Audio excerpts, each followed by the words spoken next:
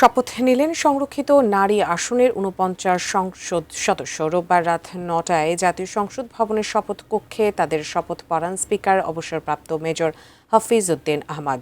BNP জোট থেকে ৩৬ জন, জামায়াত ইসলামীর জোট থেকে ১২ জন এবং স্বতন্ত্র জোট থেকে একজন শপথ নেন।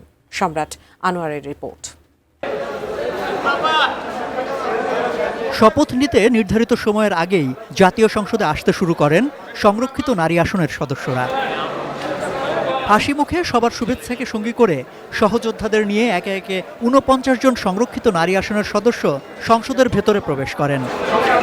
জাতীয় সংসদ ভবনের শপথ কক্ষে রাত ৯টায় অনুষ্ঠিত হয় সংরক্ষিত নারী আসনের নবনির্বাচিত সংসদ সদস্যদের শপথ গ্রহণ। প্রধানমন্ত্রী তারেক রহমান সহ এ সময় স্থানীয় সরকার মন্ত্রী, স্বরাষ্ট্রমন্ত্রী, আইনমন্ত্রী, জাতীয় সংসদের ডেপুটি স্পিকার, সরকারি ও বিরোধী দলীয় চিফ হুইপ উপস্থিত ছিলেন। আমার কর্তব্য পালনকে শপথ নেয়ার পর নবনির্বাচিত সংসদ সদস্যরা রীতি অনুযায়ী সংসদ সচিবের রুমে শপথ বইয়ে স্বাক্ষর করেন।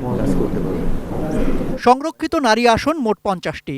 এর মধ্যে জামায়াত জোট ১৩টি আসন পেয়েছে, কিন্তু তাদের একজন এখনও নির্বাচিত হননি। ৪৯ জন সদস্য শপথ গ্রহণ করেছেন, আর একজন যিনি করেন নাই, তিনি সময় মতো কাগজপত্র জমা দিতে না পারার কারণে তাকে কোর্টে দিতে হয়েছে এবং কোর্ট তার পক্ষে রায় দিয়েছে, কিন্তু গেজেট হইতে দেরি হওয়ার কারণে তিনি আজকে শপথ নিতে পারেন না, অথবা কাল পরশু শপথ নেবেন। শপথ নেয়ার পর দেশ ও মানুষের কল্যাণে কাজ করার প্রত্যয় ব্যক্ত করেন সংরক্ষিত নারী আসনের নতুন সংসদ সদস্যরা। শুধু ডেমোক্রেসি হলে চলবে না, হিউম্যান রাইটস প্রতিষ্ঠিত করতে হবে বাংলাদেশের মাটিতে, ইনশাআল্লাহ। আর আমি সবসময় হিউম্যান রাইটস নিয়ে অনেক কাজ করেছি, বিদেশে দেশে সবসময়। বাংলাদেশের এবং বাংলাদেশের মানুষের একজন সেবক হয়ে আমি কাজ করতে চাই। যে কোনো অন্যায়ের প্রতিবাদে রুখে দাঁড়াতে চাই।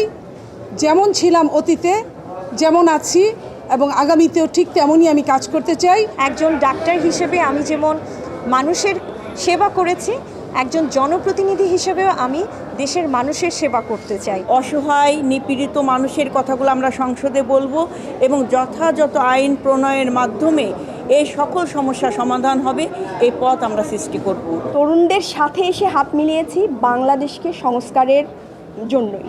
তো এই সংস্কারের রাজনীতিটাকেই আমরা সামনে এগিয়ে নিয়ে যেতে চাই। নারী হলো একটা সমাজ গঠনের মূল ভিত্তি। সেই মূল ভিত্তিকে আমরা কিভাবে গড়ে তুলব, প্রধানমন্ত্রীর নির্দেশনায় আমরা সেইভাবে একদম ইউনিয়ন কাউন্সিল থেকে শুরু করে উপর পর্যন্ত কাজ করব। গত ৩০ এপ্রিল নির্বাচন কমিশন গ্যাজেট প্রকাশের মাধ্যমে সংরক্ষিত নারী আসনে নির্বাচিত ৪৯ সংসদ সদস্যের নাম ঘোষণা করে। বিভিন্ন কর্মসংস্থানের অধিকার পায়। সম্রাট আনোয়ার, এটিএন নিউজ, ঢাকা।